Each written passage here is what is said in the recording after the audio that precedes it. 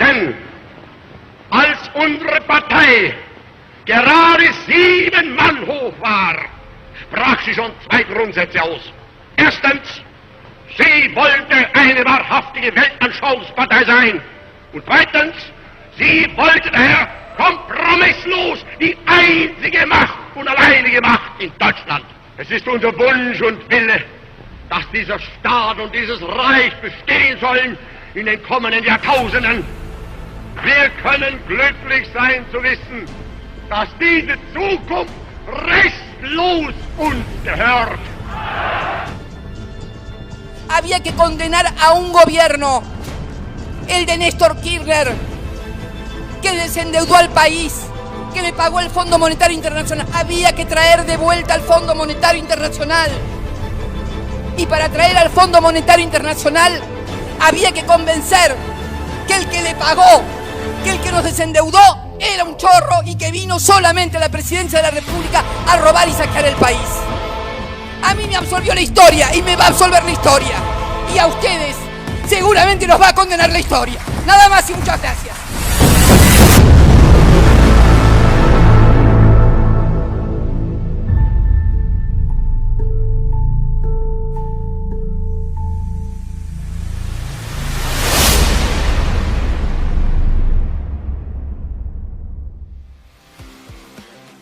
El FMI surgió en 1944 en Estados Unidos. Representantes de 44 gobiernos acordaron una cooperación económica que tenía como objetivo evitar los orígenes y consecuencias de las devaluaciones que habían llevado a la Gran Depresión de los años 30 y sobre todo los de la Segunda Guerra Mundial.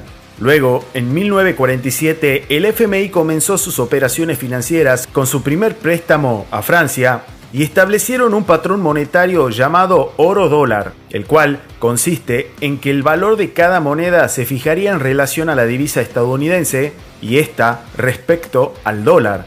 De esta forma, el dólar se convertiría en la única moneda internacional de reserva. Entre 1944 y 1971 comenzó la primera y más importante etapa del FMI, que fue la cooperación y reconstrucción tras la Segunda Guerra Mundial. Había que reconstruir casi todas las economías nacionales y el FMI fue el encargado de supervisar el sistema monetario internacional para garantizar la estabilidad de los tipos de cambio y la eliminación de restricciones que pudieran entorpecer el comercio internacional.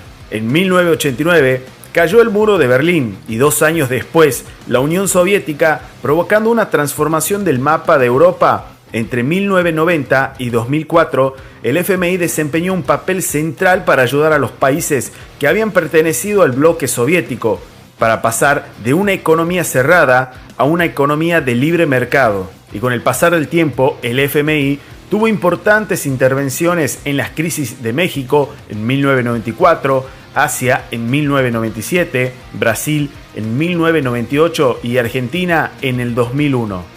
No fue Duhalde, tampoco fue Néstor, fue el FMI que nos dio una mano para que no nos mueramos en el 2001. Hemos arreglado uno de los entuertos más que nos dejó como herencia el neoliberalismo. Lo hemos arreglado. El neoliberalismo. Está hablando del neoliberalismo como si 12 años estuvieron. O sea, antes de ello estuvieron ellos. Nosotros acordamos, son pagos mínimos al Club de París. ¿Escucharon eso? Tasas bajísimas, boludo. Argentina actualmente está en un posible nuevo default con el Club de París, el cual tendría consecuencias millonarias para la Argentina. Porque no solo quedarían impagos unos 2.400 millones de dólares de la última cuota, sino que además se sumarían intereses por más de 2.000 millones de dólares adicionales. Todo esto fue producto de las condiciones que aceptó el entonces ministro de Economía, Axel Kicillof, cuando llegó a un acuerdo bastante estúpido en 2014 para poder normalizar la deuda con un grupo de 19 países que integran la organización. Alberta ni siquiera se tomó el trabajo de usar Photoshop para poder cortar el gráfico. Pero quédate tranquilo, yo te muestro el gráfico completo. Alberta tomó un préstamo del Banco Mundial por unos 300 millones de dólares. También firmó un acuerdo de financiamiento con el Banco de Desarrollo para América Latina por 700 millones de dólares. En el periodo 2020-2030, Alberta también adquirió otro crédito de 80.200 millones de dólares. En noviembre del 2020 adquirió otro crédito y este se elevó a una suma de 19.846 millones de dólares. Es decir que Alberta te acaba de hipotecar el futuro y acaba de patear esta deuda al próximo gobierno.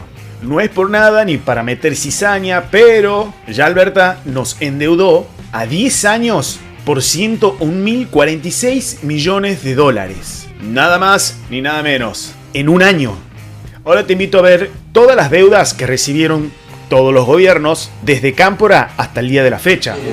¿Cómo va a estatizar, señor presidente, la deuda privada? Las grandes empresas privadas que la paguen. Macri o quien le corresponde que las paguen. Son los primeros que tienen que pagar. Vamos a encarar el problema de la deuda externa.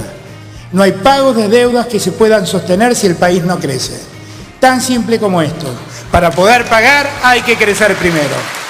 Cámpora regaló 4.805 millones de dólares a Cuba en relación de un crédito que no se cobró hasta el día de la fecha. El peronismo de Perón e Isabel dejó una deuda de 7.000 millones de dólares. La dictadura militar dejó una deuda al finalizar su gobierno por más de 45.000 millones de dólares. Y para que tengas una idea de cómo la dictadura y el peronismo han endeudado el país, Alfonsín recibe una deuda de un 449% más de lo que recibió la dictadura. Una de las ideas para poder sobrellevar la herencia del peronismo y la dictadura fue cobrar la deuda que Cámpora le había otorgado como crédito a Cuba. Entonces, Alfonsín fue el único presidente que pudo cobrar esos dos pagos de la deuda de Cuba. El primer pago fue en 1988 por unos 102 millones de dólares. El segundo pago fue en 1989 por unos 98.6 millones de dólares. Y es por eso también la explicación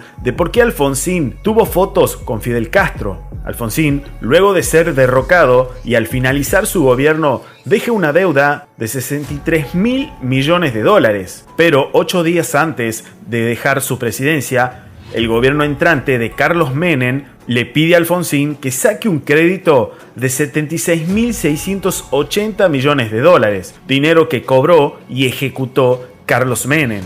Es por eso que Carlos Menem recibe una deuda de 63.000 millones de dólares sumado al crédito que Alfonsín sacó para la gestión entrante, convirtiéndose en una herencia mentirosa de 139.680 millones de dólares. Cuando el menemismo terminó su gestión en 1999, deja una deuda de 146.219 millones de dólares. Dicho monto es el que hereda Fernando de la Rúa cuando asume su presidencia, y el expresidente de la Rúa, al finalizar su gobierno, deja una deuda de 170.000 millones de dólares. Luego del paso de todos los presidentes, entre de la Rúa y Néstor Kirchner, se genera una deuda total de 178.000 millones de dólares. Cristina Kirchner, mientras se iba en helicóptero, dejaba también una deuda de 250.000 millones de dólares, que sería la herencia total que recibe Mauricio Macri al entrar a un nuevo gobierno. Luego, Cambiemos, al terminar su gobierno, deja una deuda total de 277.648 millones de dólares, que es la herencia que recibe Alberta Fernández. Ahora que vimos todas las deudas transformadas en herencias, la cual recibieron todos los presidentes, es momento que veas el dato más importante, y es ¿cuánta deuda generó cada presidente? Alfonsín generó una deuda de 23.000 millones de dólares. De la Rúa generó una deuda de 23.781 millones de dólares. Menem generó una deuda de 83.219 millones de dólares. El kirchnerismo generó una deuda de 80.000 millones de dólares. Macri generó una deuda de 27.648 millones de dólares. No. Tenés que mirar esto para poder terminar con este relato kirchnerista de la deuda. Si sumamos todas las deudas no peronistas y peronistas, les puedo asegurar que se van a llevar una gran sorpresa, ya que todos los gobiernos no peronistas generaron una deuda de 74.429 millones de dólares. Todos los gobiernos peronistas generaron una deuda de 163.219 millones de dólares. Cabe aclarar que mucho más del 30% de toda esta deuda generada por todos los gobiernos no peronistas fueron para pagar justamente los créditos de los peronistas que habían gobernado antes, con anterioridad. Los mismos que te endeudaron cada momento de la historia y te hipotecaron el futuro. Bien, ahora esclavo, contame qué tal el relato de la deuda, porque estos son datos, no relato. Y anda acostumbrándote, cabeza de termo, porque hasta el 2023 vamos a seguir rompiendo todos los relatos y mentiras que ustedes militan. Y te sugiero, cabeza de tacho, mono neuronal, que ya le pongas like a este video y hacelo rápido. Así vas y apagas esa hornalla porque se te quema la polenta.